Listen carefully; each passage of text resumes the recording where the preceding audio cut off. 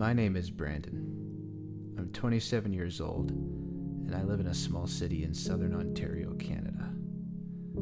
I'm married to my absolute best friend in the whole world, and together we're awaiting the arrival of our firstborn son, who will soon be arriving in January 2019.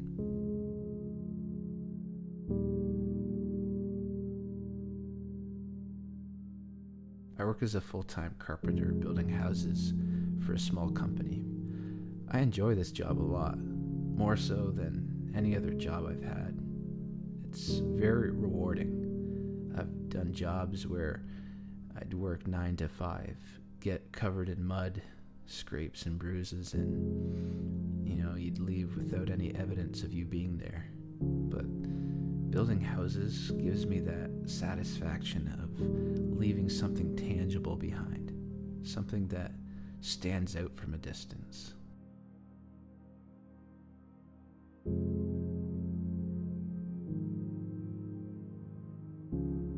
But I'd like to think there's a lot more to me than just being a carpenter.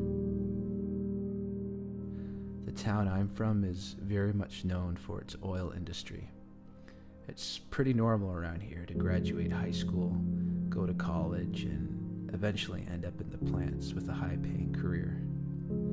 Me, however, I never enjoyed school. I got through high school without failing, but college, I really struggled. The assumption was always that maybe I was stupid or had some sort of learning disability, and I always wrestled with those thoughts. No one ever said these things to me. These were just my own thoughts. I thought if I couldn't fit in with our local society, then I was somehow inadequate or unworthy. But early on in my childhood, these words were spoken to me and have stayed with me all throughout my life. All this person said was, "You're going to create things with your hands and it'll change people." And it's hard to describe, but if you've ever had a moment where someone speaks something so true and on point with where your heart's at, so much so that all you can utter from your lips is, "Wow, this is what happened to me." From that moment on, everything I did had a purpose behind it. I wanted to change and influence people with what I created.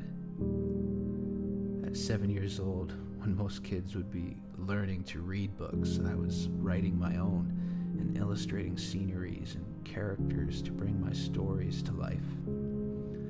By grade 9, I had written a novel and gave it to one of my high school teachers for editing.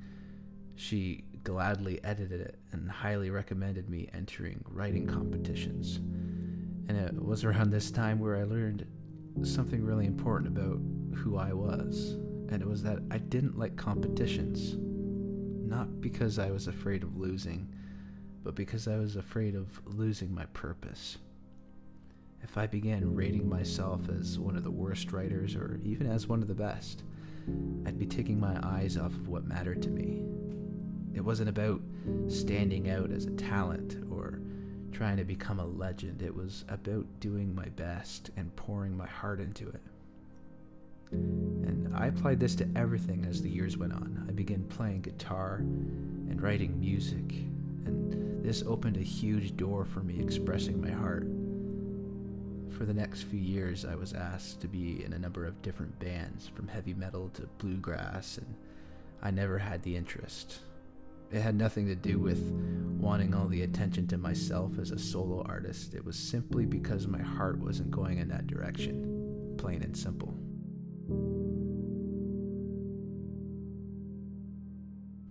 As I grew into my adult years, the pressure of having to have a career really took its toll on me. I watched as a lot of my friends landed high-paying jobs in the plants as I worked at restaurants and the local hardware store. I was 22 years old, no post-secondary education, no plan in effect other than to show up to work the next day and do my best. And I'd be lying if I didn't say it was hard at times. It was hard watching people my age afford engagement rings for their loved ones and their own houses and their own children, things I desired for myself. But those words from my childhood would always echo in my ears, if I was given the chance to do what my peers were doing, to have the careers they had, it would all be meaningless to me. Yes, I would have the money, I would have the marriage, the house, the cars, all that. But I'd be lacking in joy. And joy was a word I knew well. I knew that joy only came from God. Joy was something that is rooted so deep that no worldly thing could ever steal it. The love I have for my wife and our baby, they are my joy. The passion I have for creating music, that's also my joy. Writing stories, drawing pictures, building houses and furniture, all these things spill out and overflow my heart with enough joy to last me 1,000 lifetimes. And when I lay my head down at night, when I'm thinking about how my day went and how my life has been this past year, when I see how much blessings of joy that I had in my life, it's only the cherry on the top to be able to also say, I'm happy.